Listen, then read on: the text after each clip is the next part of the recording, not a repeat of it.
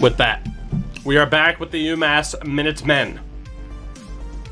We failed to go up to a different conference. We failed to beat UConn in the most ridiculous overtime loss I've ever seen. Right now we have the 8th best recruitment class in the nation. Final 2 weeks here before signing day. And we're going to see what we can do in terms of locking down some of these top talents. If I'm not mistaken, oh boy, look at those commits. If I'm not mistaken, we do have 3 extra scholarships that I could hand out. Lawrence Robinson. I just gotta score points where I can here, buddy.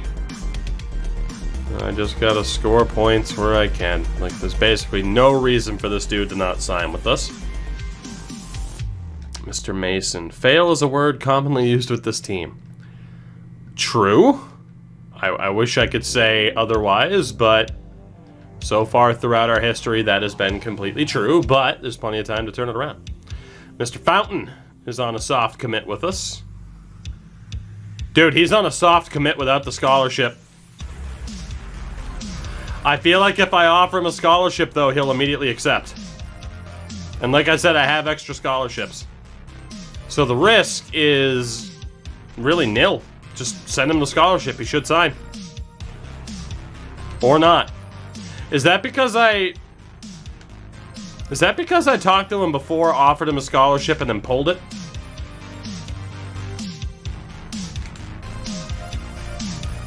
Honestly, I'm going to remove him and re-add him. If I just screwed myself out of David Fountain, then so be it.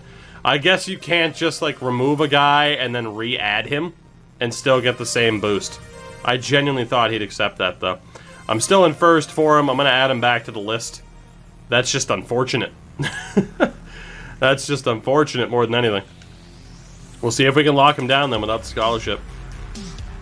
Ah, dicks. Get over to the right one too many times. There we go. So we'll see what happens with Fountain.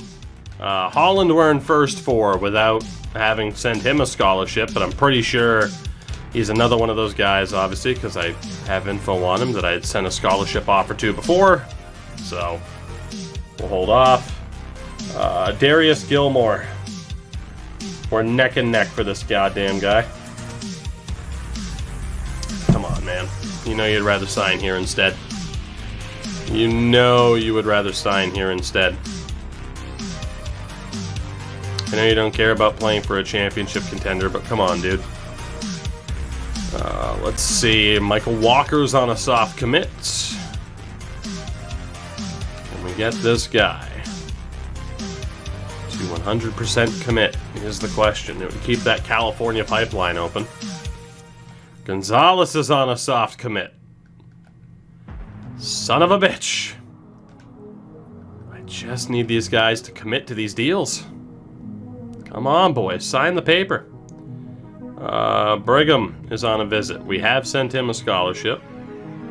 Let's see what we can do here for the recruitment. We'll go 2 weeks since we're in first.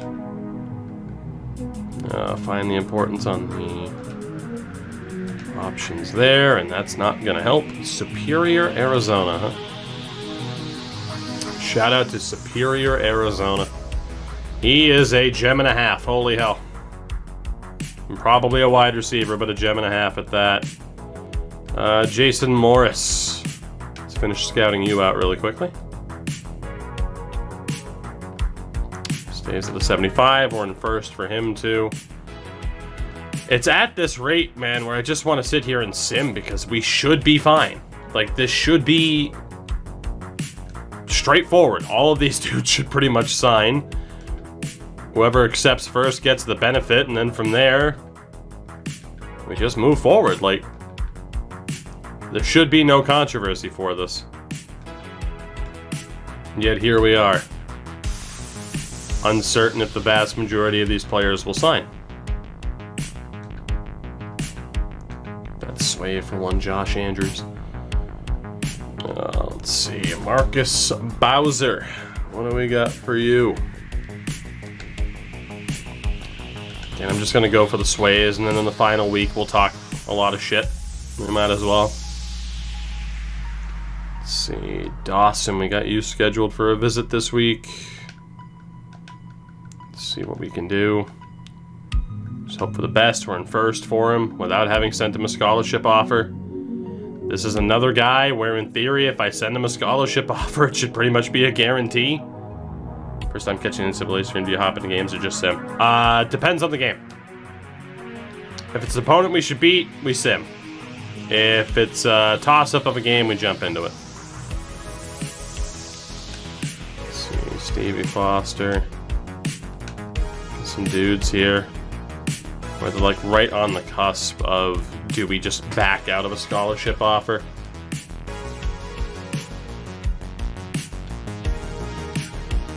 Damn, no interest in the playing time, huh?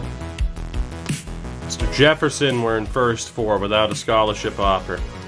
So yeah, if we're playing like a D-rated team, I'd like to think I can just sit at the menu, sim it, and we'll win. But if we play a very important game, then yeah, we end up jumping in. Dawson, we already scheduled the visits. It's tight end Michael Morgan. Whoops. Let's see what we got for you. Hopefully we can have a good visit here. I meant to go for 3 and not 2. Shit talk, Virginia Tech. We'll see where we stand heading into that 4th week.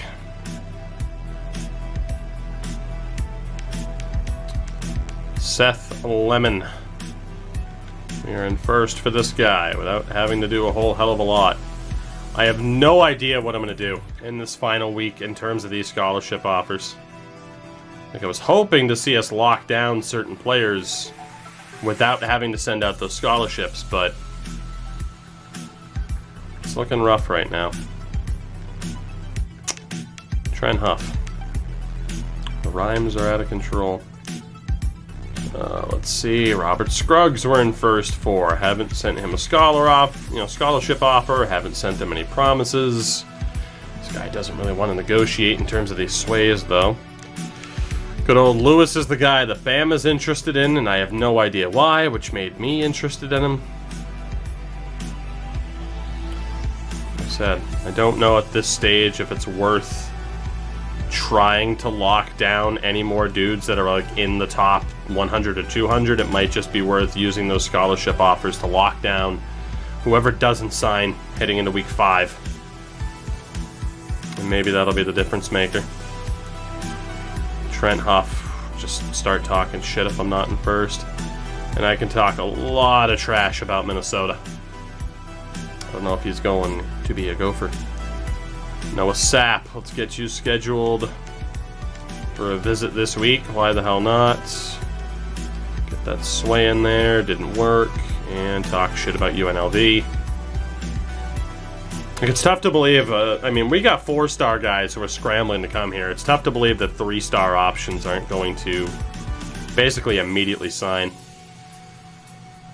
Let's see, Clarence Tyler we're in first for. Let's get you on that week 5 visit. Try to sway. Let's see. Robert Anderson, for the hell of it, let's just use 6 hours on you. Why not? Talk some trash about good old Nevada. Along the way, keep talking trash about good old Nevada. As much as we can. For some reason my coach stability is down to a C- for this dude, and I don't know why. It's really weird. Should be significantly higher than that. He's a 2-star option as well. And then 50 minutes for one Tony Riley.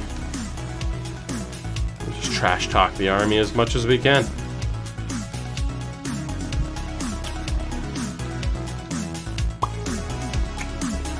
Oh, let's see. Alright. Heading into the final week. I have no idea how many of these guys are going to sign here. We have 15 scholarship offers. Last I knew, we only had like 12 or 13 or offers out there. Only 15 potential scholarship offers left. My coach stability went from an A to a C- to a D+ in 3 seasons. It just seems random, especially if you have it selected that you can't be fired, which obviously would defeat the purpose of training up UMass. You know, school expectations can fluctuate wildly. wildly. Alright. Will this be the time that we see a good amount of commits? Darius Gilmore signed with Colorado State. We get Mason, Andrews, and Walker. Not bad.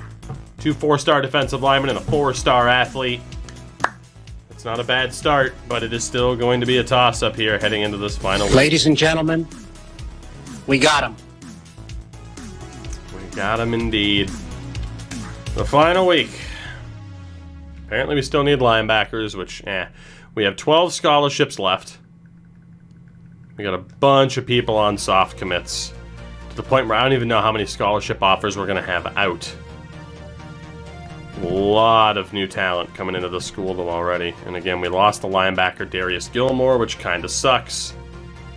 But in theory, it's 1, 2, 3, 4, 5, 6, 7, 8, 9. In theory, I only have 9 offers out right now. And I think it's less than that.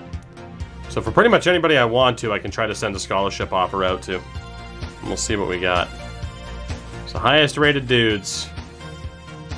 Let's finish, hopefully, fully scouting out Ryan Brigham, who is unreal at a +9. He's an 82. Mr. Brigham. Same thing, 20 minutes.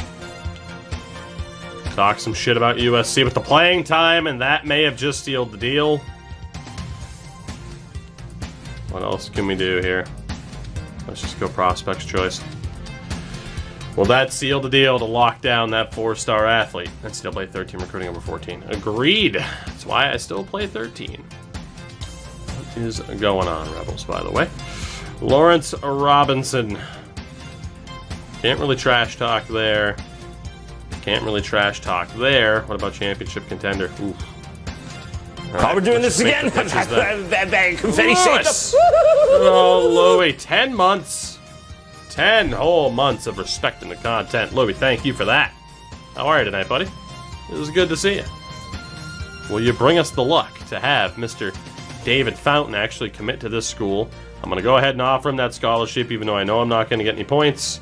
And we'll trash talk the Oregon Ducks. With the group I had before teams, I hated the recruitment. We actually had that conversation last night with another streamer here, where it's, if you had everything else about 14, and 13's recruitment, I mean, what a game that would be. Let's see, Gonzalez is also on a soft commit here. Can't trash talk them. Wouldn't be able to trash talk them there. Alright, all we can do is just make these pitches for whatever points we can get. And trying to keep that California pipeline open. Bucks beat the Kings on an overtime Zegers assist. So I'm doing dandy. Fair enough. Mr. Morris, we are in first 4. Can't trash talk Illinois, so we'll just take the points. Can trash talk Illinois. We'll go ahead and do that.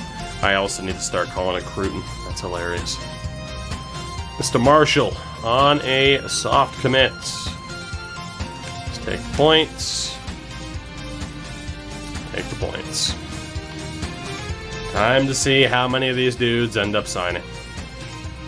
Bowser on a soft commit. Trash talk Carolina, South Carolina, and trash talk South Carolina. Again, my team went from an 83 to a 91 in one offseason. It can happen fast. In terms of building up teams in this game, it can happen fast. Alright, Foster's a bust, but I still need him for depth. Trash talk Oklahoma. Just take the points. So 4 straight top 15 classes does, correct. Mr. Robinson is a 3-star. I don't know if I want to offer him anything yet, but Dawson, even though he's trending towards being a bust. Wow, he's a major bust. Oof. Oof. Are there any of the 4 stars here that we were trying to look at late? Or are they all threes? Oh, good for you! Reds. Appreciate that, buddy. What do we do with the extra scholarships? I mean, we're going to hand them out here in a minute. It was just a matter of who we're sending them to. Let's see. Jefferson. Jefferson's going to get one. Let's see if we can lock down this offer. Jefferson. Didn't automatically accept. Now, I'm not going to make him any promises. We'll just shit-talk Marshall. That's the good thing, is I shouldn't have to offer anybody any promises. I can go ahead and hand out the scholarship offers, though. Honestly, from there, we need linebackers, and we need linebacker depth. So, Robert Scruggs doesn't immediately accept the offer. I'm kind of spurned there. Kind of spurned. Let's see what we can do here. Just hope for the best. Academic prestige isn't going to help too much. Lewis, we're definitely offering a scholarship to because Bama wants him. Again, no automatic acceptance. Get him in for a visit. Been watching YouTube for a while and use Twitch here and there. Fair enough. Appreciate it, though, man. Obviously, the Twitch schedule isn't for everybody. It'll likely change at some point this year, though. Robert Anderson, you're a 2-star if you don't automatically commit. Oh, my God. Let's, oh, boy. Come on. Trash talk Nevada here. Oh, one recruiting feature I'd like to think is one of the coolest things in the football game would be the GPA. That would be cool as well, if they could work that into it. I agree with that. Like, just add as many factors into the decision-making process as you can, right? That would be pretty cool. I actually agree with that. And I would say probably at least have the ability to turn it off, because I think some people wouldn't like it, but I think that'd be pretty sweet. Alright, so we're pretty much full up on scholarship offers. So, Mr. Lemon here, we're in first for you. No more scholarship offers coming your way. Probably no promises coming your way either. I don't want to worry about these 3-star guys, especially too. I mean, the integrity's maxed out. I'm going to save that integrity meter for the beginning of next season's recruitment path where, yeah, once we start making promises to 5-star dudes, we should be set. Mr. Morgan, shit talk Virginia Tech. And proximity to home, let's just do the sell job. Exactly, folks. It would definitely just be more of a hassle. I mean, the only thing I'd probably promise them at this stage is just, hey, you won't get redshirted in Season 1. Which is probably true. The majority of these dudes will end up, you know, at least being on the roster as freshmen. Obviously not getting that much playing time. Mr. Payne, we're in first for you. And just trying to lock down some of these depth options. Figured it made more sense to go for these guys than it did to, you know, than it did to go for other people in terms of like, oh, well, here's a late 4-star recruit, although he's probably not going to sign here. We went for the dudes that actually had interest. You didn't miss much in terms of NCAA. You didn't miss much. Honestly, I mean, we started in week 4, so yeah, you really didn't miss much. Spent 10 minutes watching a 2K10 video and got to the part where St. Louis on a knee took a shot with a random accidental teammate collision. I get it now. There's something about it.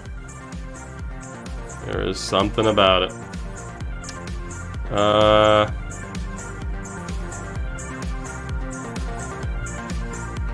can't guarantee he'll get good national exposure. Let's just go back to the pitch option here. Just make that pitch. Being able to upgrade your scouts so you have more call time and scouting. I agree, that would be pretty nice too. The bigger schools probably should have that advantage of being, like, if I'm Alabama, I should have more resources in terms of scout time than New Mexico State. That would be pretty sweet. Alright, we're out of call time. Let's see what happens. We're heading to signing week. We are still in the running for a lot of good players. We have some big names to replace, but we are still set up to be a great team. We could still have a top 10, if not better, recruitment class here. A lot of ifs. A whole lot of ifs heading into this. I really don't know what to expect. I don't want to get my hopes up because, yeah, we know how this stuff goes in terms of people being like, hell yeah, I'm here. And, you know, they just be like, fucking never mind, I'm going into the Navy. Come on. Big money. No whammies. I want to see damn good, top-notch talent coming to UMass.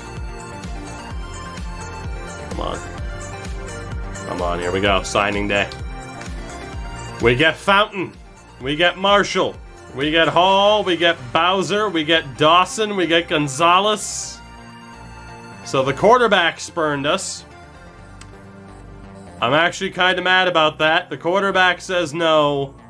Let's take a look. All we missed out on apparently was a linebacker. No scholarships left. At quarterback, Robinson, we were in first for him for fucking weeks, if not months. And he just randomly says, fuck it, I'm going to Wisconsin. So fuck that guy. Running back wise, Tyler didn't commit one way or another. Wide receiver wise, this was our class. We missed out on Holland, who goes to TCU. But we get an insane wide receiver class here. Led by Walker, you get Scott, Fountain, Justice, White, and Whitaker, which is nuts. Tight end wise, we get 2 out of 3, Gonzalez and Morgan. Trent Huff did go to Minnesota, in fact. On the O-line, we missed out on Steve Foster. He goes to Oklahoma State instead. Whatever. Defensive line. Robert Mason, Aaron Sanders, Joe Burgess, Ronnie Marshall, and Marcus Bowser, with Seth Lemon and Edward Payne going elsewhere. Defensive tackles, we get both Charles Berg and Michael Walker. Linebacker, we brought in Leon Jones and Tony Riley. We missed out on Robert Scruggs and Paul Lewis, who just didn't commit. Middle linebacker, we missed out on Robert Anderson, whatever. Corners, we did bring in 4-star Matthew Dawson, even if he's a complete bust. Safety, we brought in Jeffrey Jefferson. And for the athletes, we were able to bring in Good and Andrews. I'm really fucking pissed we missed out on Brigham. Could you imagine saying no to UMass? I was in first for him. Wisconsin and USC, and you go to fucking Louisiana. Fucking Lafayette. That is some bullshit. So that kind of sucks we missed out on that dude. For the most part, though, it was a great class. I mean, again, we knew we had to focus on a lot of wide receivers. We had the top class in the nation again. 19 4-star talents, not a single 5-star. Second time now in 6 seasons that UMass has had the #1 recruitment class in the nation. 19 4-stars and 6 3-stars. 25 new players coming to UMass for next season. We'll see how many of them even make the team, because Lord knows we're going to have to move people around quite a bit. But signing day goes incredibly well. Incredibly well for UMass. But then we get into the lovely world of position changes, which takes 6.5 fucking years. It really does. Because we have to see where everyone kind of lines up, because so many dudes can play in multiple different positions. Trying to check what time it is and how long we've been going for, because again, this takes for fucking ever. Screw it. Let's go for it, maybe. Let's go for it. So, Daryl Grant, very clearly a quarterback. No question about it. He doesn't play anywhere else. Again, it sucks he got hurt in that UConn game. Will Cox. Oh, boy. Oh, boy. Just worry about the freshmen. I mean, the freshmen, though, can change things up. Like, if we had dual-position players that could play wide receiver, we might want them elsewhere now.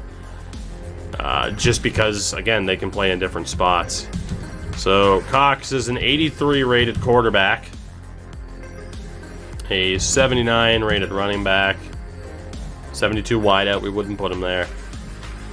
Honestly, Cox probably stays at quarterback because I think, yeah, we're going to have a ton of options there. So Cox is going to stay at quarterback as well. He might be the starter this year with Grant getting the red shirt. Kevin Hawk was abysmal in that UConn game. He stays at quarterback, however. And then Antoine Gonzalez also stays at quarterback, although could potentially play at safety. But I think we have enough options in the secondary that we should be okay. So I think we'll leave Gonzalez at quarterback as well. Honestly, we could just keep people here, but again, I based it off of need, not just best position available. So it's an interesting spot to be in right now, where again, like Gonzalez could play safety, Cox could play running back, but no reason whatsoever for Cox to play running back.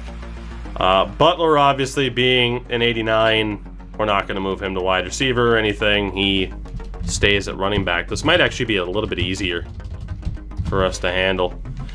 Tony Bright, 75 rated quarterback, 75 rated wide receiver, but I think quite obvious Tony Bright stays at running back.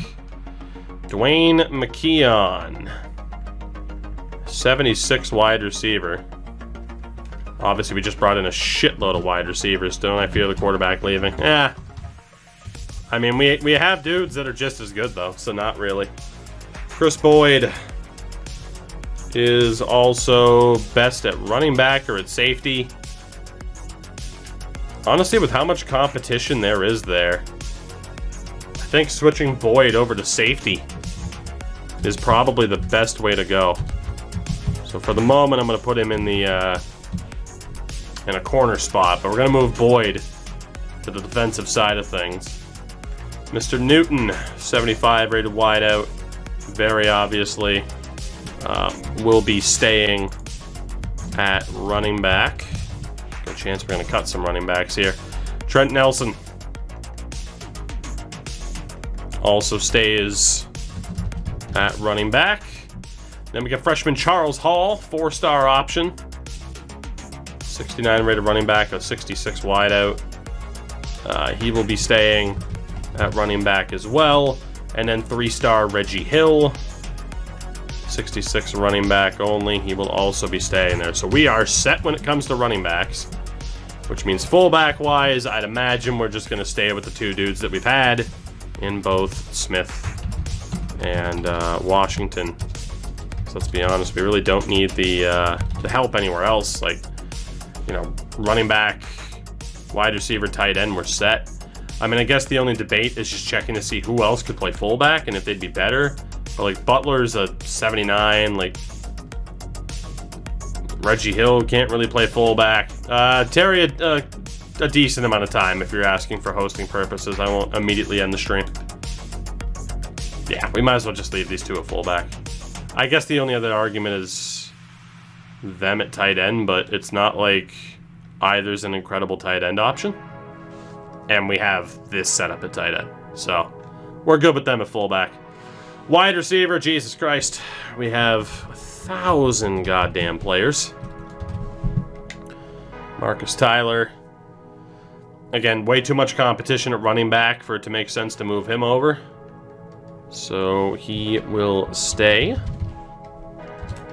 Obviously, Walker, as an outright wide receiver recruit, is now immediately our second best. We lost, again, a lot of wide receivers. That's why I brought in a lot of wide receivers. Kellen Scott, 80 overall. He'll be staying. No doubt about that. David Fountain. He is also staying. I don't think any of the freshmen are going to move over, so we should be fine. Whitaker is good. We have Justice. I do want to check Dusty Thompson. He's honestly best suited at wide receiver as well. Not bad. We got Todd White. And then we have Matt White. 70 rated running back. I mean, let's be honest, we don't really need the help there. Might as well leave him at wide receiver. Tight end wise, Aaron McCray. I mean, like an 82 rated fullback, but I don't think we need an 82 rated fullback. He can honestly play the O-line, but we don't need O-line help. So McCray, and again, these guys are gonna as long as they're not freshmen, their rating is going to go up before the start of the season. Daryl Holt is somebody who can play in numerous spots. 80 rated running back, he'd be overshadowed. He could be an elite fullback, though. 80 rated wideout, he'd be overshadowed. He's a senior as well. Yeah, I wouldn't want to play him at wideout. He hasn't been redshirt yet. He could be our second best tight end. I think we leave Daryl Holt at tight end as well. Good chance he gets redshirted this year. And then Adrian White, same thing. Like, he could be a beast of a fullback. But, I mean, the only reason to move Holt or White over to fullback is to make sure that Gonzalez gets to play a bit. But the red shirts could also accomplish that. Honestly, we could talk about playing McCray, red shirt Holt, and move White over to fullback, because he'd still be a 78. Honestly, I think that's what we're going to do. That's exactly what we're going to do. So Holt's going to get redshirted this year. We are going to move Mr. White over to fullback. He will play out the season there. Holt will get redshirted, Gonzalez plays, and then Morgan can stay because it doesn't really make too much of a difference. So technically we're carrying 3 fullbacks, but I mean we can, we could potentially cut somebody. So yeah, White, Smith, and Washington. Tight end is McCray, Holt, Gonzalez, and Morgan. I'm going to have to double check the O-line a little bit later on anyway. Alright, and then we get to the defense. And actually, you know what, we might as well just sort out the O-line right now. And we didn't bring in any new recruits, but we did have some players graduate. So, really quickly, we're going to do what we always do, move everybody over to center. And just mess with the depth chart. True, but this is essentially my version of messing with the depth chart. In terms of just reorganizing everybody. It's kind of how I view it, is like we killed 2 birds with 1 stone. So I set it up between this and red shirts, where I can just reorganize the depth chart and be good to go. Alright. So, Corey McRae drops by 2. Montgomery drops by 2. Smith plummets, so Smith has to be a center. Mays actually gets a little bit better at tackle, so again, I think we have Mays at left tackle. What about Nelson? Nelson at right tackle. McCray at left guard. Montgomery at right guard. And we have our starting 5. Foster gets a little bit better at tackle, so we'll move him over to the left. Danny Davis could stay at center. So we'll move him out to right tackle. Bates is good wherever. Bell has to play center. And Harvey could be wherever. So we need another left guard. You know, the right guard. We should be okay. So Danny Davis will move you over to left guard. Bates will move over to right guard. And then we can just leave Bell and Harvey at center. So our O-line is set. Every single member of this O-line, too, is going to improve in overall before the start of the season. That O-line is going to be great. Am I the only one that thinks training results should come before the position change? Absolutely. It's very frustrating that it doesn't. Alright, now the defensive side of things is where it gets interesting. Because you got a lot of dudes who can play in multiple different spots. So, Teddy Palmer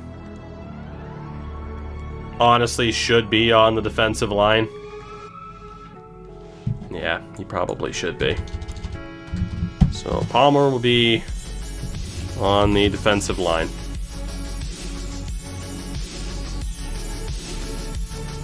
I'm going to go DTs first because that's normally where I move people. Thomas House is definitely on the defensive line. We know Berg is going to be on the defensive line. Walter Sanders stays there as well.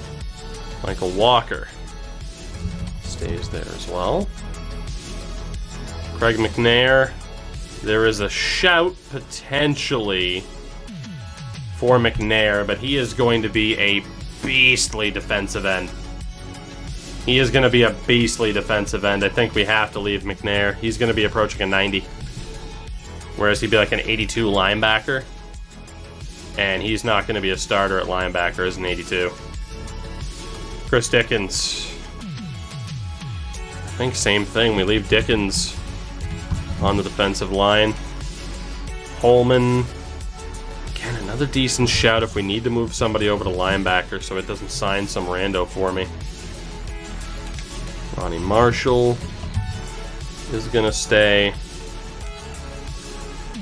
Palmer, like I said, could be a decent option, but he's going to be such a force.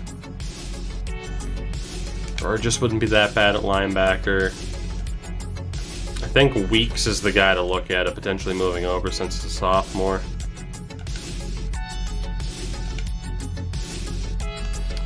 Just to check. So it's 1, 2. Tony Riley is 3.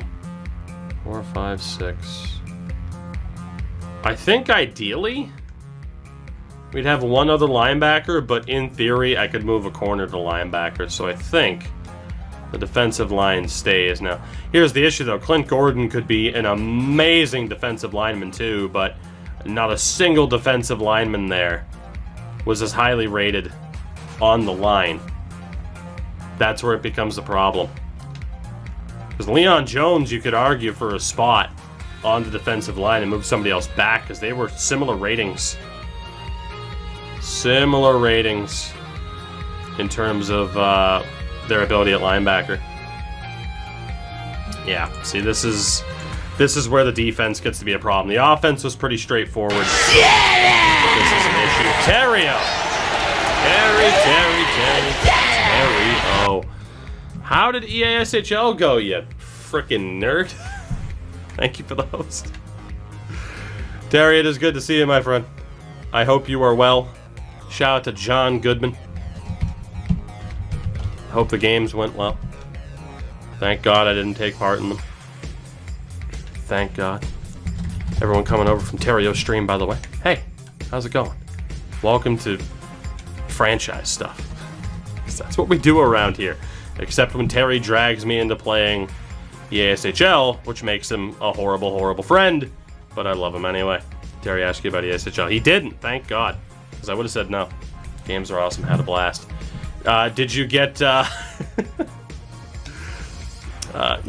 did you, I'm trying to think I had to phrase it to not bring up any PTSD. That's what friends are for. Fair. You didn't happen to get, we'll say tracked down by the same group of griefers again, did you? That was rough the other night, huh?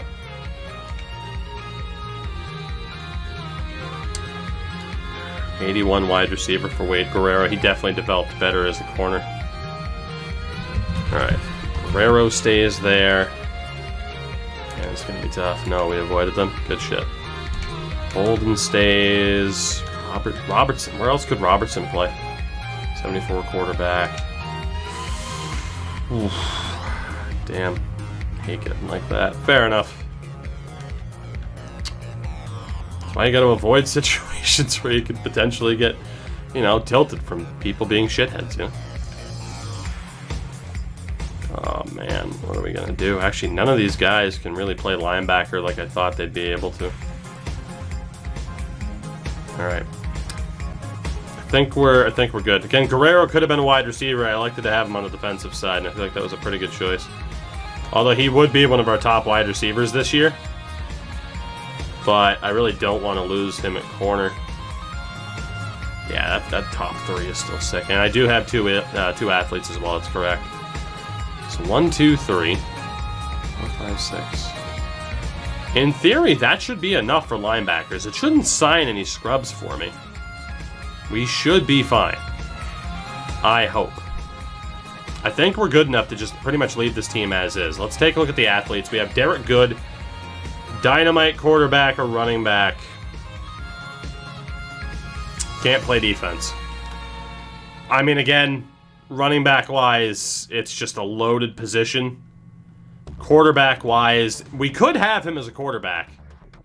Because again, you can argue redshirting Grant and Gonzalez, having Cox, Hawk, which is hilarious, and Good as the quarterbacks. I think that's the play. I think that's the play. And then Josh Andrews is definitely a bit of an offensive lineman. Also, a bit of a defensive lineman. Does the offensive line need a boost, or does the defensive line? I'd probably rather go offensive line. It's so much easier to recruit defensive line. Let's move him over to center really quickly. Let me just double check the O-line.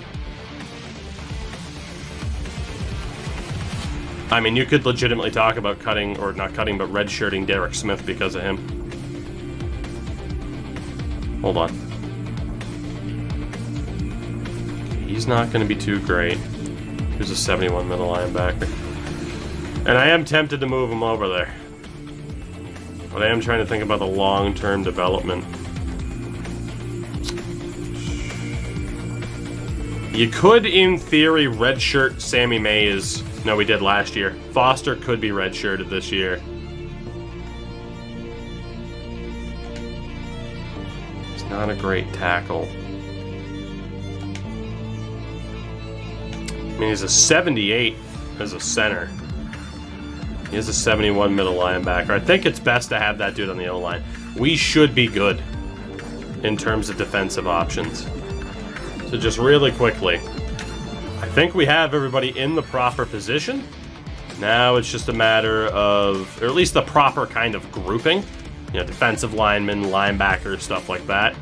Now it's just making sure they're in the best spot under that classification. Again, this part always takes forever, but it is very satisfying. It's like putting together a puzzle. So Teddy Palmer's good to play anywhere. We'll move him back to left end. Thomas House, definitely our starting defensive tackle. Surprise, surprise, Mcnair stays. Dickens only drops by 1. Sanders drops by 2. Mason drops by 2. Burgess drops by 2. Weeks drops by 2. Alright, Berg is definitely another defensive tackle. There is a legitimate argument to move one of these guys to linebacker. Just for that depth. Because Berg is the first guy that can't really be moved back. Weeks is a 74. Burgess is a 74. Mason's a 74, 75. It might be Mason. The problem is he only has 74 speed. I mean, he's 6'2", 223. Like, he's definitely more linebacker sized than he is defensive end sized. I mean, look at, like, Thomas House. The dude's built like a brick shit house. I think we're going to move Robert Mason to linebacker, and that solves that depth issue. That way, Chris Dickens becomes a defensive end. Sanders becomes a defensive end. Burgess, and then Weeks. And that way, too, I mean, Berg is the secondary defensive tackle. It's not a horrible option. And then we could move somebody else over if we really wanted to. Holman's better on the end. Sanders stays at defensive tackle. Walker stays. Marshall can move. Bowser can move. So yeah, now's the time. We're not going to redshirt House. We could technically, I mean, shit, Sanders might get cut. We could technically move Holman, Sanders, or probably even Dickens back over to defensive tackle, because Dickens is going to get better, and so is Holman. I think I'm going to make that call to move Dickens back to defensive tackle. Sanders was already redshirted. That's what I had checked before. Move Holman over there.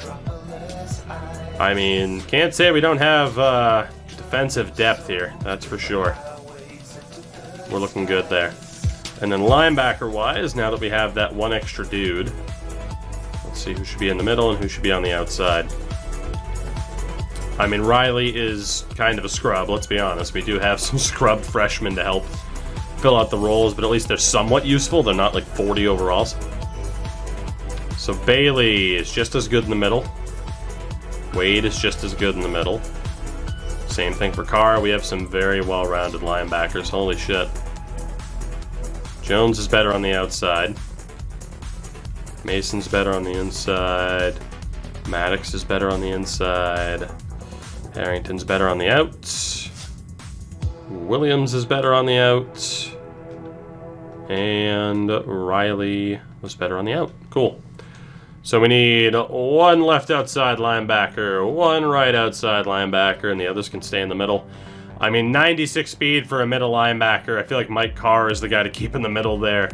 So Eric Bailey will go back out to the left. Adam Wade will go out to the right. And then we got Gordon and Carr in the middle. Jesus Christ. This team is, this team's going to be gross. This team is going to be gross. And then for the secondary, same thing. Move everybody over to corner. Just to move them back. I think we're going to be set up so incredibly well here. Again, like UConn gross? I hope so. That's 77 rated UConn. Might have to take a freaking season off just to make sure we beat them. So Guerrero is just as good at corner as he is safety. Bolden could play safety.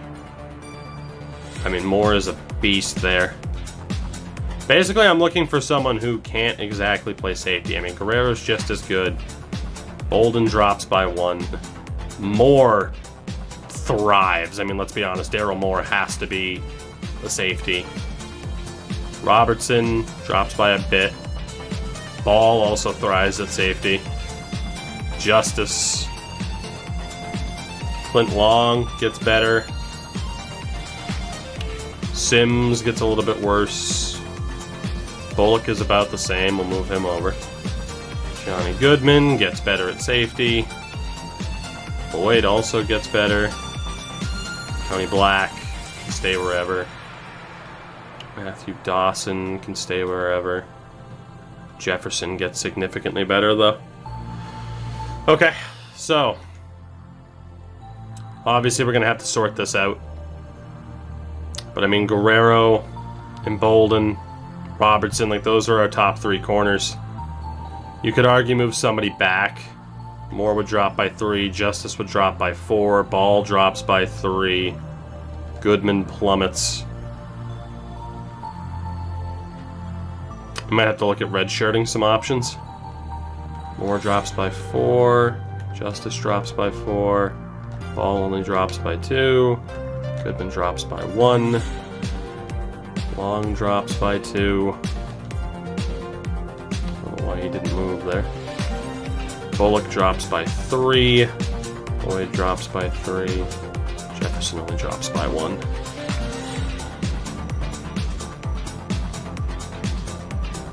So Clint Long probably gets redshirted this year. And then here, I mean, it wouldn't make sense. Just let Moore play it out. Justice is the backup. Probably redshirt Bullock. It's just the argument of do we want a 5th corner, but let's be honest, the safety will probably move over anyway. Or a safety will move over.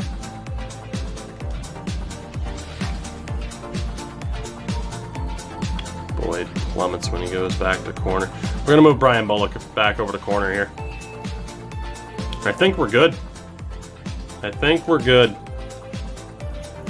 This team looks incredibly well set up. This actually wasn't as difficult of a process as I thought it would be. The red shirts for the season and who sits out, who gets cut. It's all pretty well set up. Again, the O-line is decked out. D-line linebackers completely decked out. We were a 93 rated team last year. I will not be surprised to see us as a 95 plus. We move on to the training results. Needless to say, if we fail to take the conference, I'm gonna cry. I'm gonna absolutely cry if we fail. The training results, let's see how good the team is. First and foremost, we have 3 87 overall quarterbacks. So as much as I love Daryl Grant, it's very obvious we need to redshirt him. Maybe not very obvious, but the debate's there. Redshirt him. Let Hawk and Cox play this season.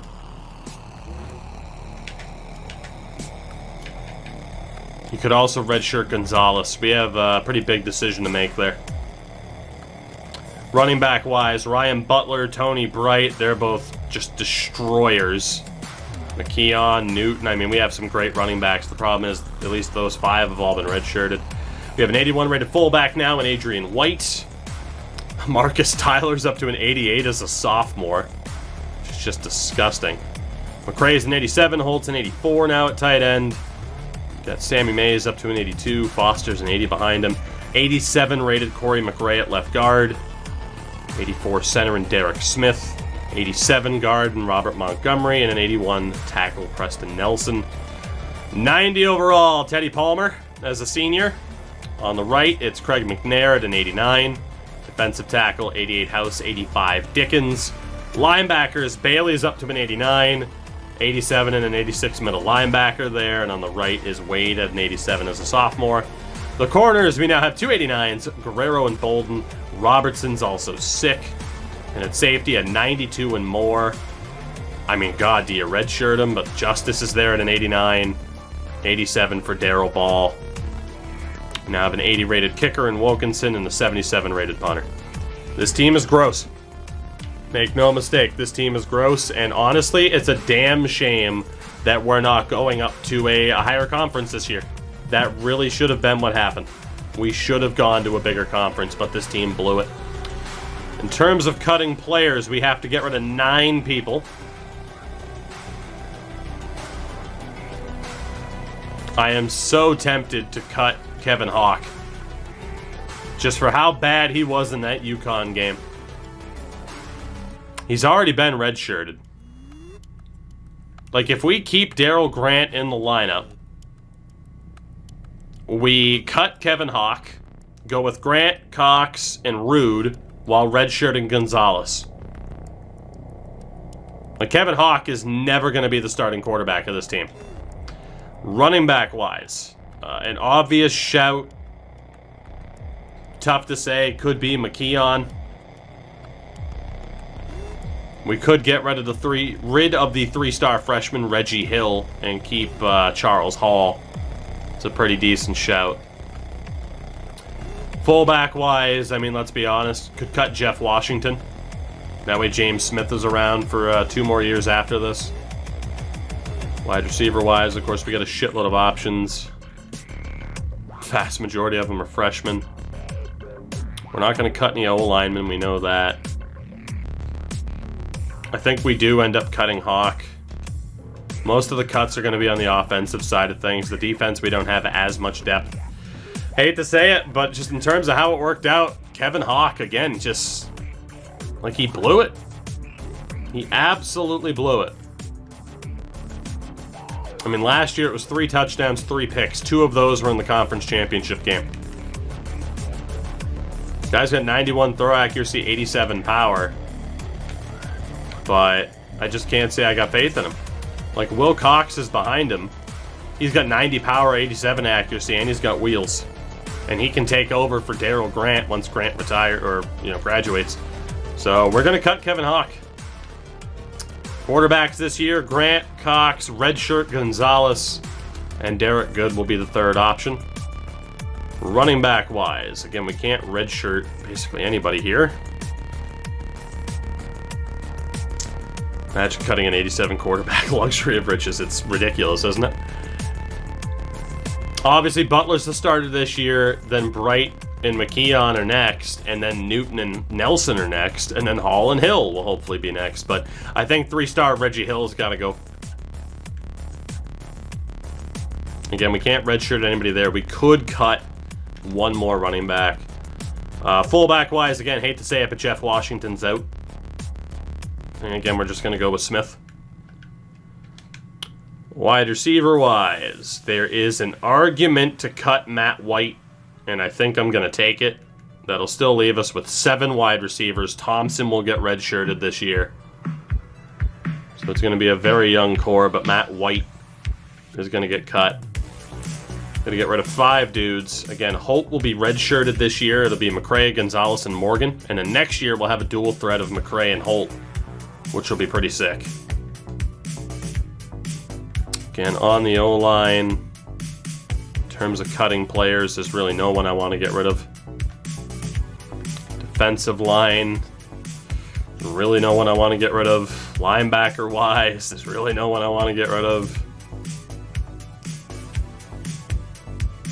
We could get rid of one of the corners. Although he's playing. He gets redshirted. That's 4. We could get rid of a corner. It's a tough call about the safeties. You know, Clint Long will hopefully get redshirted this year. Man, how are we going to cut another 5 players? I think this sophomore and Trent Nelson has to go. I think he has to go. Because that way when Butler graduates, we have Brighton McKeon for a year, and then Newton is the better of the 2 Nelson options between him and Nelson. So I think we're going to cut Trent Nelson here. That'll drop it down to 5 running backs on the season, 1 graduates. So we don't have a ton of pressure to recruit running backs for a little bit. I'm not going to cut James Smith, as much as it sucks to carry 2 fullbacks. Wide receiver wise, I mean, again, 1, 2, 3, 4. There's 8 options. You could technically debate cutting Todd White, which would kind of suck.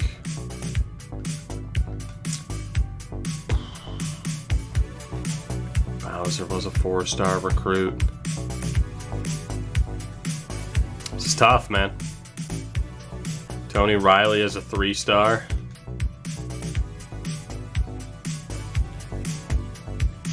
Honestly, I think Tony Riley can go. I mean, we would have 1, 2, 6. We'd still have 9 linebackers. I think I'm going to cut that 3-star freshman, Tony Riley. And then corner-wise, I mean, again, we need 3 more. I think we can cut Matthew Dawson, because it'll be 1, 2, 3, red shirt, 4, 5. Matthew Dawson's going to go. I know he's a 4-star option, but he's also 3 overall points worse than Tony Black. Matthew Dawson, you're out. 2 left. All 3 of them play. You get redshirted this year. Hate to say it, but I think Jeffrey Jefferson as well. It's a great name, but old Jeff is out. That brings us down to 1.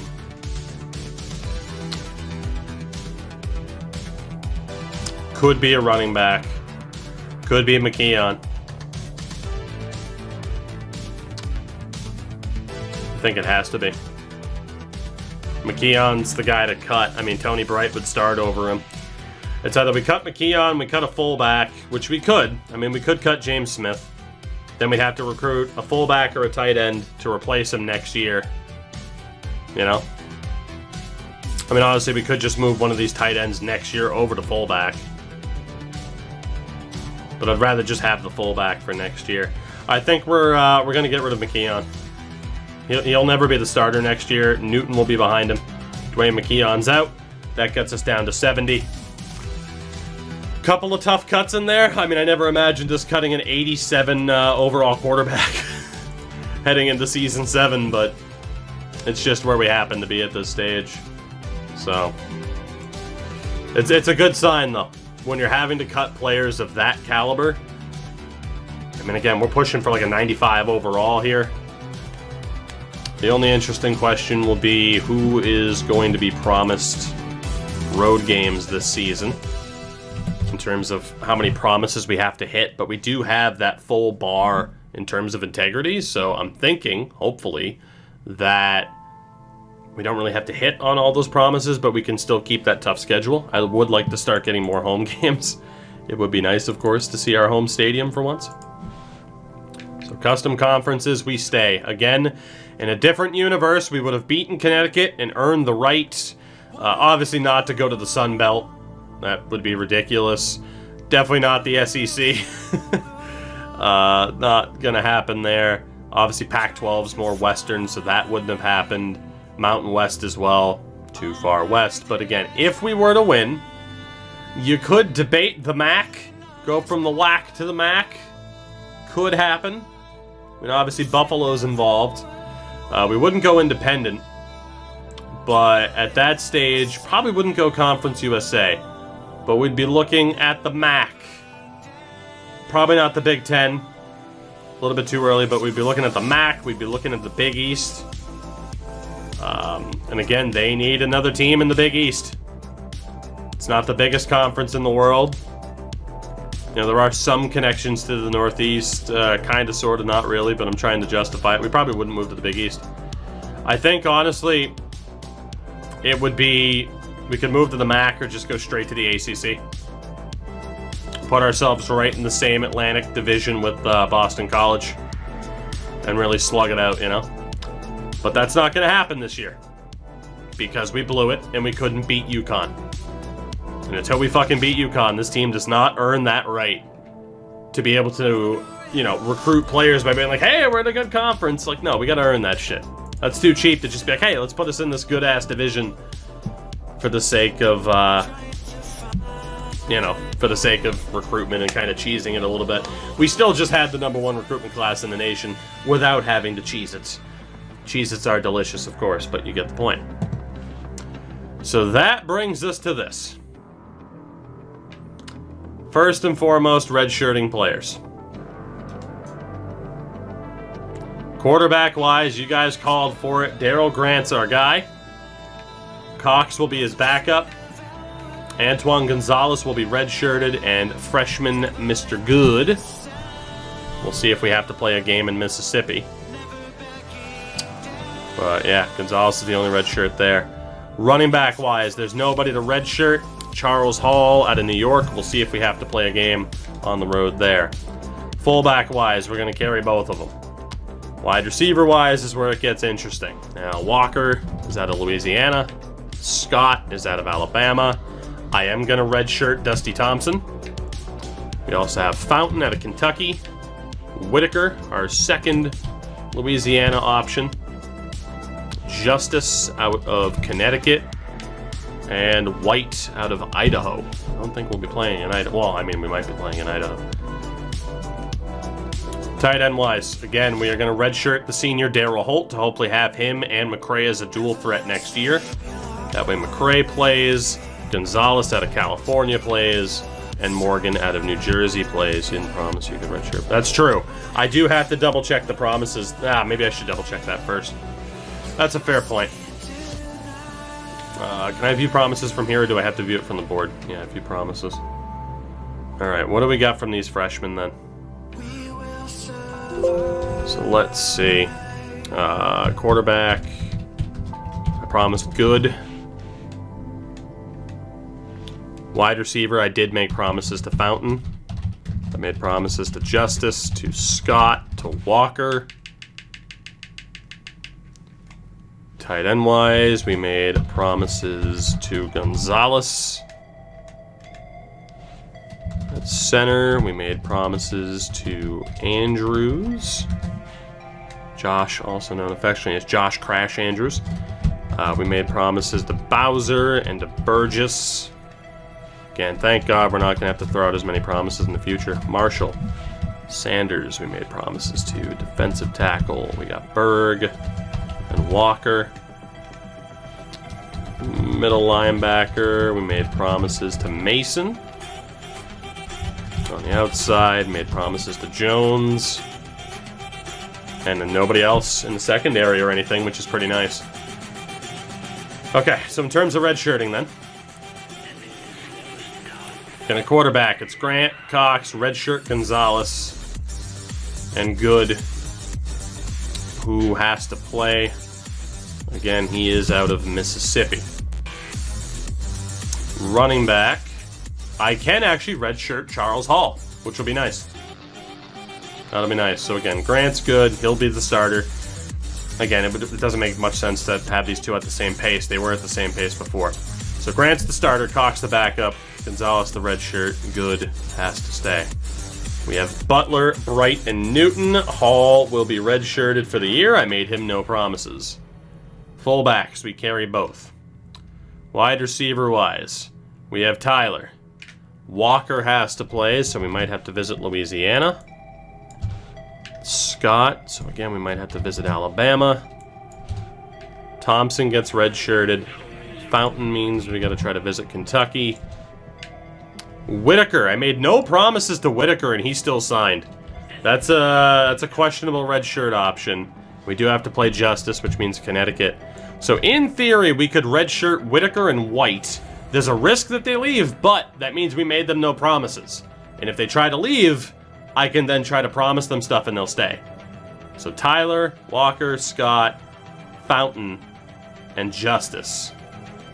I think we redshirt Thompson, we redshirt Whitaker, and we redshirt Todd White.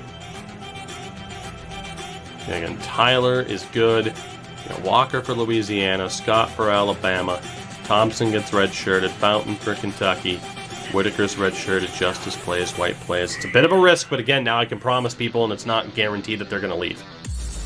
Tight end wise, Gonzalez does have to stay. Honestly, we could get away with carrying 2 tight ends, I think, because we have 2 fullbacks, both of whom can play tight end. So I'm going to risk it here. McCray is going to play. Holt's going to be redshirted until next year. I mean, you could make the argument to let Holt play and redshirt McCray this year. But I don't want McCray to leave. I'd hate for McCray to get pissed and for him to leave. So next year, we're just going to have a great dual threat option at tight end with Holt and McCray, both the seniors. Granted, we could have that this year. We could have it this year. But that way, Gonzalez plays, we hit our promise, and then Gonzalez gets redshirted next year, and then he's our number 1 once McCray and Holt are both gone. I think that's our plan. So McCray stays, Holt gets redshirted, Gonzalez cannot be redshirted.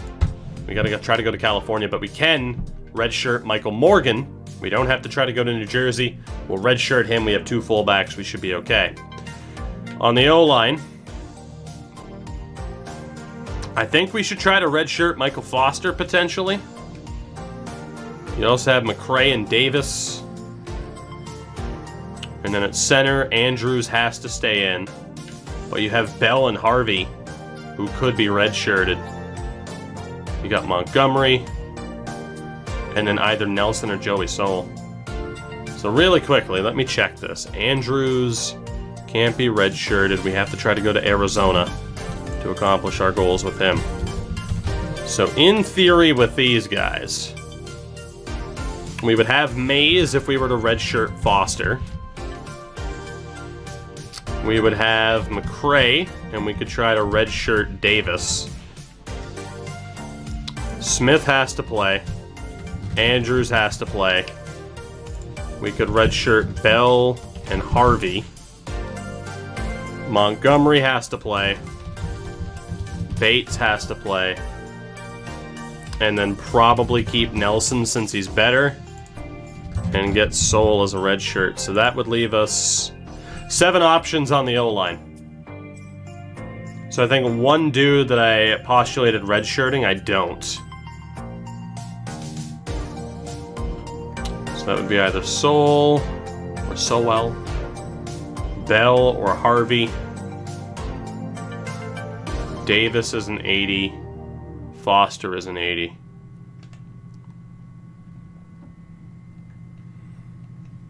And again, we have 7 O-linemen, but our tight end could also play as an O-lineman. I think I'm gonna do this. I mean, it might be a bit too much, but we do have decent enough depth in these positions. Foster's getting redshirted. Davis is getting redshirted. We have Bell and Harvey that are getting redshirted. And Joey Soul is going to get redshirted as well. Now, that's a huge risk, I'm well aware. But if it pays off, we're going to be in pretty good shape. And that way people aren't sitting around doing nothing. Like, we need to split up Nelson and Soul in terms of getting Soul a year behind Nelson. Ideally, we hold off on Foster, and then he's our starter next year behind Mays. Same thing with Davis. He'll be 2 years behind McCray, so we'll be good at left guard. And then at center, maybe these two can continue to develop into decent depth options. That's a huge risk to redshirt that many people, but I think it's going to pan out. Left end, we have another California option with Burgess, and Bauer is a Florida man. We can't redshirt either of those two. So honestly, we're not redshirting anybody there because Palmer's playing. On the right-hand side, we're not redshirting anybody here either because Weeks already took a seat, but we have Sanders out of Ohio and Marshall out of Michigan. Oh, God. California is the only state that we definitely have to hit. Defensive tackle, House obviously plays. Dickens and Sanders go nowhere. Berg is our third California boy. And Walker's our fourth California boy. No red shirts there. On the outside, Bailey obviously plays. In the middle, Mason can't get red shirted. He is our second Louisiana boy. No red shirts here. Wow, Carr's not even going to be the starter over Gordon in his final season.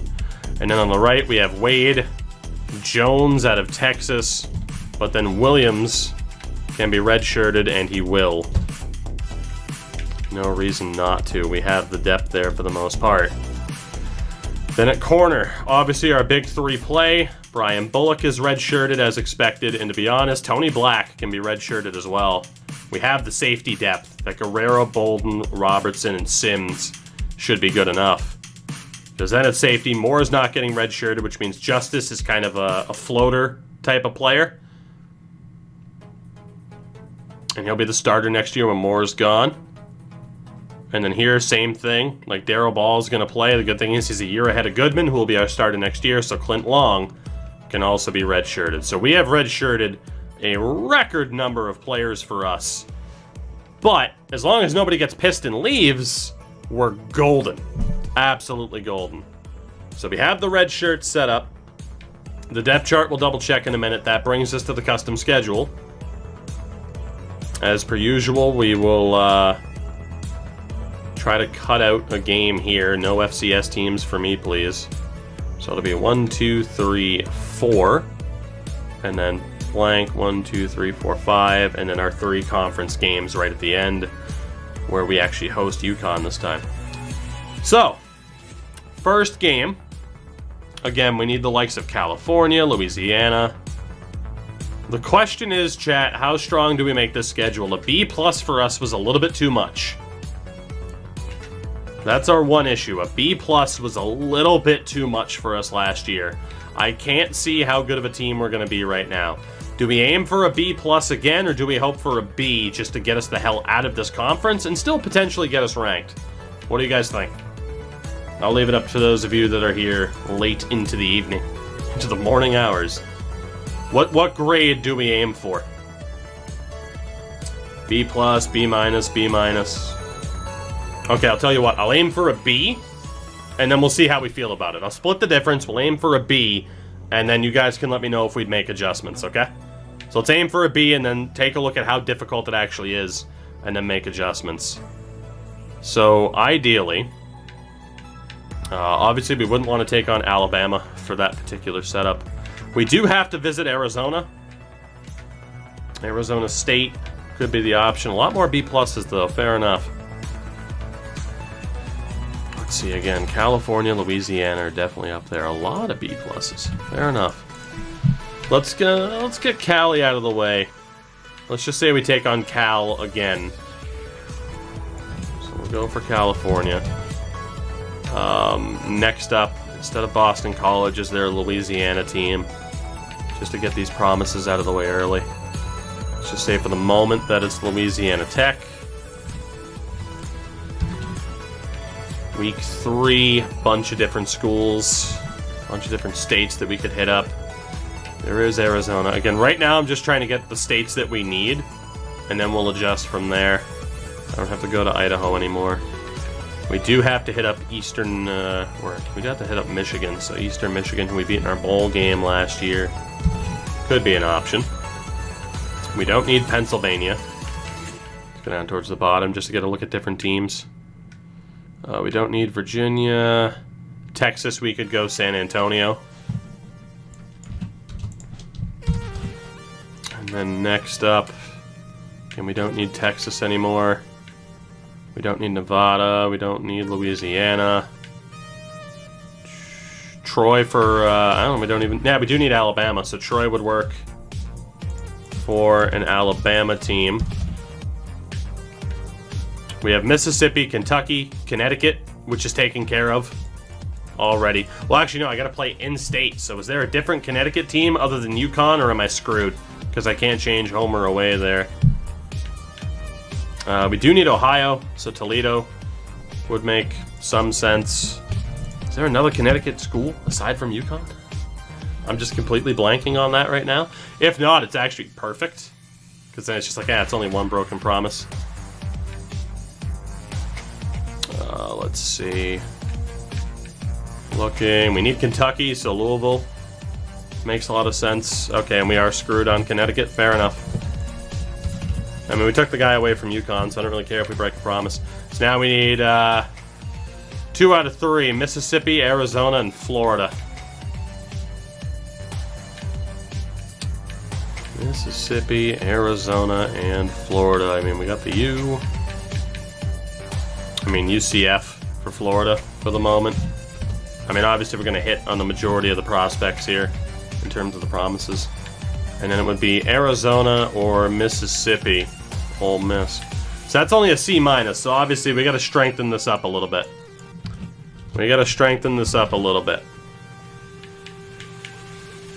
A lot of road games to hit on these promises, of course. That's something that we're not going to have to do as much in the future. So, could definitely switch it up. Play on I mean, we need to hit up California no matter what. Arizona State's not a big needle mover. Arizona itself isn't even a big needle mover. Auburn we don't necessarily need. Could take on the Gators for Florida. That moves it up to a C+. So we could take on the Gators. Of course, we have Florida in the mix already, which means we go down to... What was the other Florida? UCF. We need a California opponent here. If we can get one. Which we can't. Not a great opponent to play in this week, unless we wanted to play the U, who are the only ranked opponents. So instead, what if we play Miami here? And then we take out Florida. So Alabama, I mean, we do need to go to Alabama. Florida doesn't work. We don't need to go to Georgia, so fuck that. We don't need to go to Louisiana. We do need to go to Michigan, so Michigan State. I think there we're looking at Michigan State. We do need to go to Ohio. I'd rather play Michigan State than Ohio State. Fuck that shit. TCU for a Texas school. TCU is interesting. I kind of like the idea of playing TCU. So what if we have them for our Texas game, and then we go to San Antonio. Now we look for a California team again. Is there a ranked California team? There's Kansas State, there's LSU, there's Michigan again. Northern Illinois, Notre Dame. Again, no California team so far. But if we go back and say... What was it, Michigan? I mean, Michigan beat us last year, but if we go Michigan... and then replace the week that we have a game scheduled in Michigan with a California team, it could be okay. So instead of Eastern Michigan, is there a California team that's available? At least a ranked California team, and it doesn't appear to be the case, but there is a Mississippi team. So we could take on Mississippi State, and then again look for a California team. Let's get Mississippi State in there. That brings it up to a B. And I'm sure we can find a California... USC. So that would be the B+ schedule. Ranked opponents would be TCU, Mississippi State, Michigan, Miami, and USC. Is that too much? What are the odds we can have a winning schedule there with what you've seen of this team? Is that too much to ask of this team? Should we lower it to a B, or are we going for it with that B+ right there? I legitimately think we could beat TCU and Mississippi State. Michigan's a toss-up, really. Miami and USC are probably toss-ups too. 5 ranked, that's a lot. It really is. That's the issue, like... You know, the debate of playing for a national title in the WAC. Indeed, they are preseason rankings. We have no idea if they'll maintain. Go big or go home. Send it. No, because we need to get better. Run the gauntlet. Go big. People could shit the bed harder than we did against UConn. That's true. It's true. So Arizona's the only state that's missing, but we're hitting the promises for everybody else. I mean, again, Louisiana Tech, Troy, Toledo, Louisville, and then our conference rivals should be complete toss-ups. Any final objections? Are we sending it? The worst thing, I mean, the worst case scenario, again, we just change out Michigan for Central Michigan, and it drops from a B plus down to a B. Team overall last year was a 93. This year it should be higher. We should be looking at a 95 overall. At least.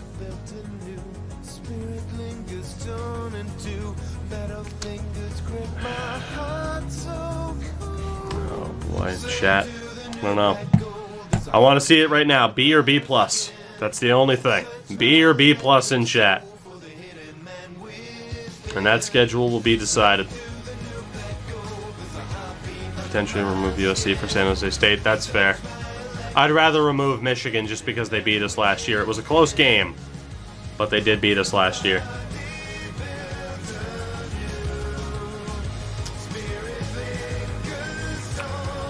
Seeing a few more B's than a B plus.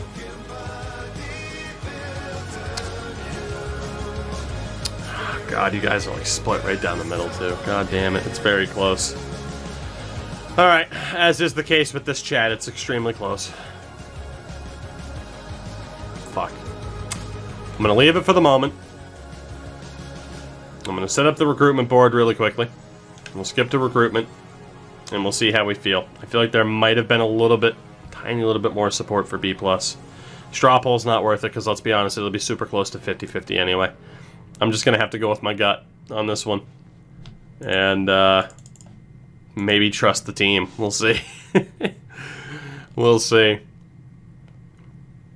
So, in terms of recruitment here, I mean, it says we need middle linebackers and that's it, but if we change our scheme, we don't even have to worry about it.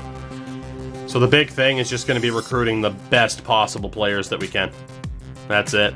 Going after these 5 stars is the goal. No 5-star QBs this year.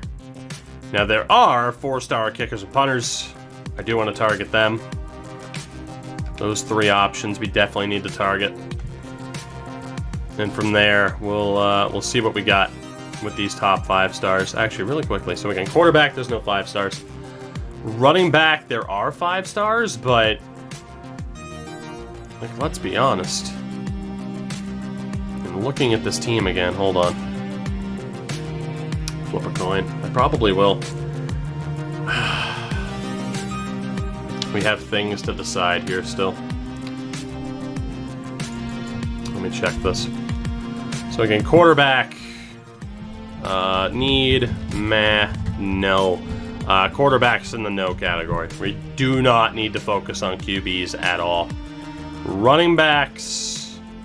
Honestly, we have people who can move over. I'm going to put running back in the meh kind of category in terms of importance. Fullback, we're fine. Wide receivers, absolutely in the no category. Tight end is in the no category. We don't need anybody there. The O-line... let's be honest, the O-line's in meh as well. Defensive end... defensive line's probably in the meh, too. Linebacker-wise is yes. I mean, we do have some seniors to worry about. And for the most part, defensive backs are in meh as well. And then obviously, like, special teams are in the need category. So let's see who we have here then on ye old recruitment board. I knew this stream was going to go late, by the way. They always do. It's just not enough time in the day. So again, quarterbacks, not worried about anybody. Running backs, we could look at the 5 stars. We could look at the 5 stars. The most intriguing to me has to be someone like Brandon Wilson, who is fast as fuck. Balanced power, speed.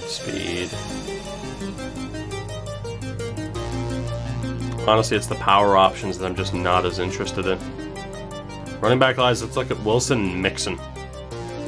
We'll take a look at others from there. I like those speed threats, though. Fullback wise, again, we don't need anybody, even though there is a, you know, a 3-star fullback. Man, a 3-star fullback, though, dude. I might have to take a look at him. Wide receivers, again, we don't need it all. In terms of crazy-ass wide receivers, though, is there anybody who could make me change my mind? That dude's fast as fuck, but only 6 foot. That dude's 6'3" and fast as hell. Honestly, just because this guy might be a freak of nature, I think we at least have to inquire. You know? I think we at least have to inquire on a 6'3" guy who ran the fastest 40 time of any 5-star option. Tight end wise as well. Again, we simply don't need anybody. I am kind of intrigued at these two, but again, it's not a major need. The offensive line, there's a 5-star option. It's at least worth looking at. And there are a lot of 5-star options on the O-line. Shit. Again, defensive line could be helpful. Who has the best bench? It's 4-star Thomas Hughes. Is nuts. That guy's a Gronk. Again, 490 is about the best bench. 470. I'm going to look at this Maurice Walker guy. Good bench, good squat. We'll just take a look at him for the hell of it. Then we get the linebackers. There is a 3-star dude who's already interested, but we can talk to him later. Bunch of 4 stars. 5-star middle linebacker in Patterson. We get to the secondary, which again isn't a major need, but we can take a look at the 5 stars. And again, we have our kickers, our punters. And then in terms of the athletes, do I know anything about any of these guys?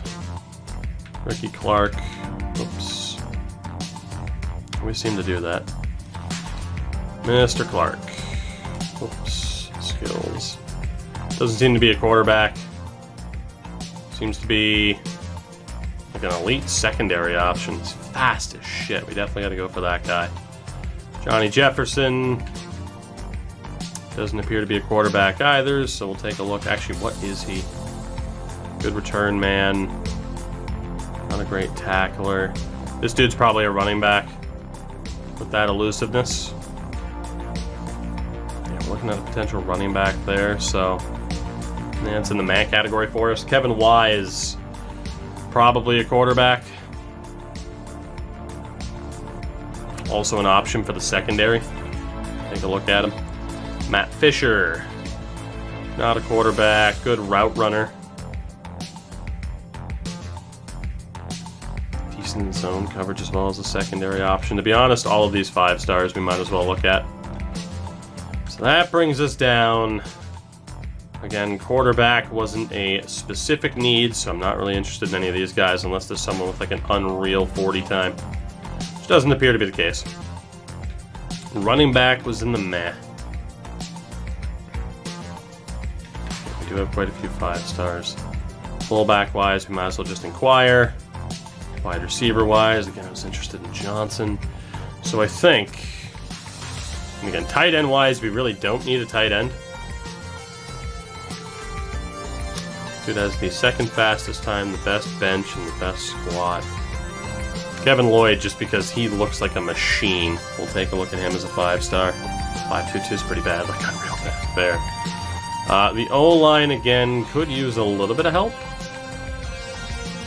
Really quickly, who has the best bench on the O-line? A 505 for that 3-star.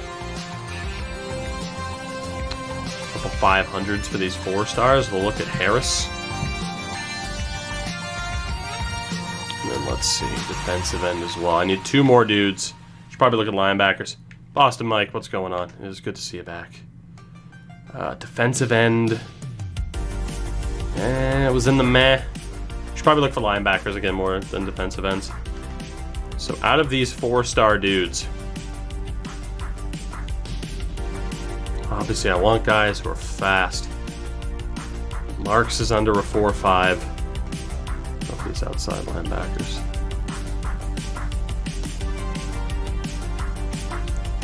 And unfortunately the sorting is just kind of broken. Don't know why they couldn't get that done properly. 4.46 for Josh Atkinson. Alright, let's look at Josh Atkinson, because this dude's got some speed on him. And we'll look at Marks as well, because he's got some speed. So those will be our initial 35.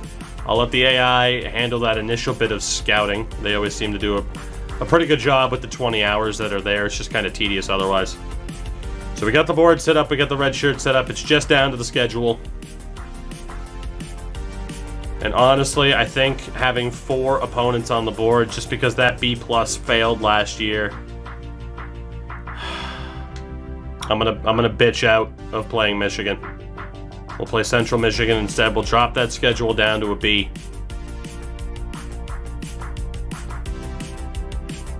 Let's not aim too high. Let's just make sure that we beat Connecticut. I really do want to take on the challenge, but let's not get ahead of ourselves too early. We put a lot of confidence in this team last year and they failed. Recruitment board's done, red shirting's done, schedule is done. We are heading into our 7th season. Clemson was apparently unranked, correct. We are heading into our 7th season. I am hopeful. I mean, again, we should have one of the top teams in the league, in the nation, but again, last year we kind of had that hope that this team would be able to step up, and they didn't. They absolutely didn't. They failed in essentially every way that you could possibly fail. Although I don't have any current sliders on, I just have it on one of the default options there. We don't actually end up playing too much. It is more of a sim dynasty than anything. So let's take a look. The main event of the evening, because it is late as hell. The main event of the evening is taking a look at the rankings, the overalls for this team. That is our main event. Week 1 is a bye week, of course. Chat, place your bets. Where are we going to be? In the preseason polls, we know we're on the outside. Georgia, Ohio State, Texas, Bama, and Kansas State, the top 5. Where will we be? For the record, Michigan is an A-rated team. Mississippi State, though, is only a B+. So we have a decent chance there. USC is an A+ team. Florida was a B+. I guess we should have taken on Florida rather than Miami. Yikes. Northern Illinois is in the top 23. 26, the South Carolina Gamecocks. 27, Georgia Tech. 28, Air Force. 29, Navy. 30, we did not crack the top 30. We were 40th last year. 31st is Cal. 32nd, a 99 overall UMass squad. 32nd in the nation. An A+ rated team. 99 overall. 92 offense, 99 defense, 4-star prestige. Maybe we should have gone for the B+, because this team is a fucking wagon. 99 overall in 6 seasons. If this team shits the bed, we're 38-37 all time with a 3-1 bowl record. TCU is our first opponent of the season. If we beat TCU in our opener, there is a very, very good chance that we could be a ranked team. If we can at least run the table until we play the U, we're going to be okay. And this team should be capable of that. There's Clemson. They're down to a 91. 32nd in the nation. We have never had pressure on our shoulders like this. To say the absolute least. Who's dead last? You know what's funny is I was going to look, and maybe I should have. Dead last. Don't be Tulane. It's not Tulane. It's San Antonio. Memphis, San Jose State, and Mid-Tennessee State, and Central Michigan, who we play this season instead of Michigan. They're 119th. That should be a nice kick the shit out of them type of game. Really should be. I am so nervous for this upcoming season because there is no denying that this has to be the year. Like, if we don't step up. If we somehow don't step up and make this happen. You know? Somehow a 72 rated quarterback is the fucking preseason All-American. Whatever. Whatever. So much pressure on this team's shoulders to get it done. There really is. Recruitment-wise, just for the hell of it. Again, we don't know what type of scheme we're going to run this season either, but recruitment-wise, I just wanted to see if we were in first for anybody. And, no, we're not. We have our work cut out for us in terms of recruitment, but so be it. We'll see what we can do going after some of the best players in the country. Never, never, never had this much pressure on our shoulders. You know, on the recruitment board, I need to know. How good is this fullback? Let's get that scouting out of the way for a second. How good is this fullback? I had a feeling he might be a bust. The athlete and Clark. Always save the athletes for last. Honestly, who did I put no scouting time into, apparently? John Jefferson's an athlete. Let's go for, like, the lower-rated dudes really quickly. Just to see if we have any hidden gems down here at the bottom. Atkinson, not so much a gem. Great speed, though. Who else here? Let's look at Mike Jones. Mike Jones! It's going to be a good year. Except he's very much towards bust territory. There is so much to do for Season 7. I have hope. I have optimism. We're a 99 rated team. Can we please get out of this horrible, horrible conference?